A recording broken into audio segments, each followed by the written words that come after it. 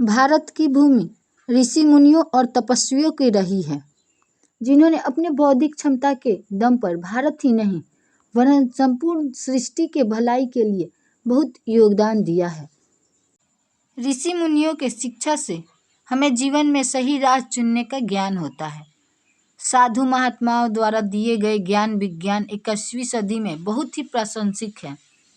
महापुरुषों में ऐसे कई ऋषि मुनि हुए जो बचपन से ही दैवीय गुणों के कारण तपस्या के फलस्वरूप कई प्रकार की सिद्धियां व शक्तियां प्राप्त कर लेते थे, जिनका उपयोग मानव कल्याण तथा धर्म के रक्षार्थ हेतु हमेशा से किया जाता रहा है। यह सिद्धियां और शक्तियां ऋषि मुनियों को एक चमत्कारिक तथा प्रभावी व्यक्तित्व प्रदान करती हैं और ऐसे एक सिद्ध योगियों के लिए भौतिक सीमाएं किसी प्रकार की बाधा उत्पन्न नहीं कर पाती हैं। पर इन शक्तियों को प्राप्त करना सहज नहीं है। परम शक्तिशाली ईश्वर द्वारा इन सिद्धियों के सुपात्र को ही एक कड़ी परीक्षा के बाद प्रदान किया जाता है। आज हम एक ऐसे सुपात्र सिद्ध महापुरुष जो साक्षात शिव रूप माने जाते हैं के बारे में बताएंगे। इनके बारे में कहा जाता है कि वह आज भी सशरीर जीवित हैं और हमारे पुकारे को सुनते हैं और हमें मुसीबतों से पार भी लगाते हैं। हम बात कर रहे हैं महादेव भोलेनाथ के परम भक्त गोरखनाथ की। महान तपस्वी गुरु गोरखनाथ महाराज जी। गुरु गोरखनाथ को गोरक्षनाथ के नाम से भी जाना जाता है, जिसका शाब्दिक अर्थ गाय को रखने और पालने वाला या गाय की रक्षा करने वाला होता है। सनातन धर्म में गाय का बहुत ही धार्मिक महत्व है। मान्यता है कि गाय के शरीर में सभी देवी देवता निवास करते हैं। भारतीय संस्कृति में गाय को माता के रूप में पूजा जाता है। गुरु गोरखनाथ के जन्म से जुड़ी असाधारण बात। ऐसा कहा जाता है कि गुरु गोरखनाथ का जन्म स्त्री गर्भ से हुआ ही नहीं था, बल्कि गोरखनाथ का अवतार हुआ था। सनातन ग्रंथों के अनुसार गुरु गोरखनाथ हर युग में हुए हैं तथा उनको महान चिरंजीवियों में से एक गिना जाता है। गुरु गोरखनाथ की उत्पत्ति गहन शोध का विषय है। कई मॉडर्न इतिहासकारों का मानना है कि भगवान राम और श्री कृष्ण की तरह ही गुरु गोरखनाथ एक काल्पनिक किरदार हैं और कई इतिहासकारों का कहना है कि गुरु गोरखनाथ का काल 9वीं शताब्दी के मध्य में था।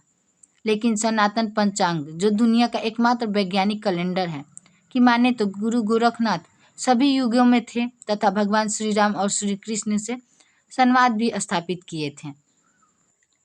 नेपाल के गोरखा नामक जिला में एक गुफा है, जिसके बारे में कहा जाता है कि गुरु गोरखनाथ ने यहाँ तपस्या की थी।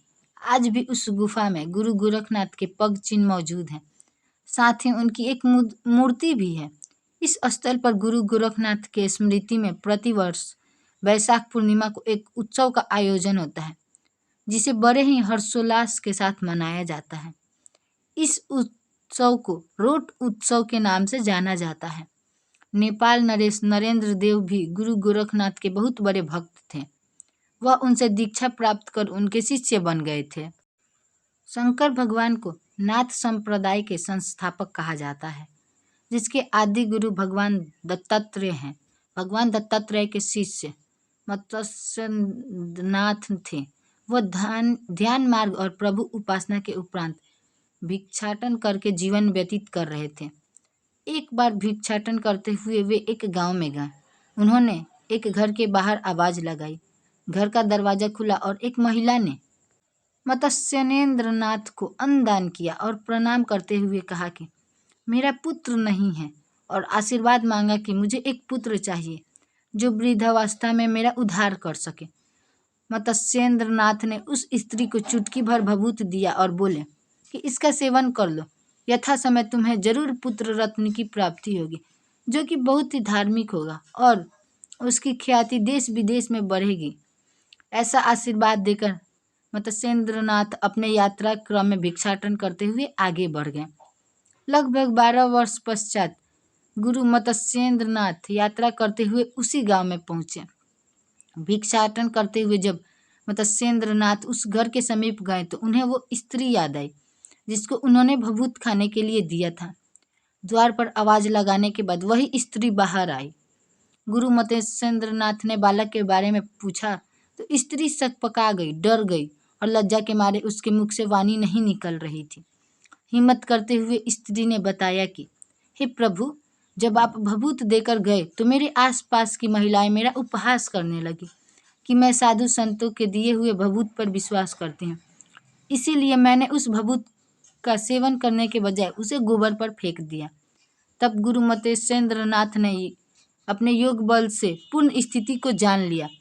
उसके बाद वह चुपचाप उस तरफ बढ़े जिस तरफ उस स्त्री ने भभूत फेंका था। उस जगह पहुंचकर उन्होंने आवाज लगाई।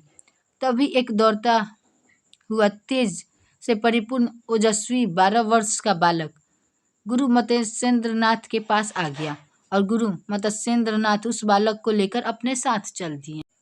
यही बालक आगे चलकर गुरु गोरखनाथ के नाम से प्रसिद्ध हुआ।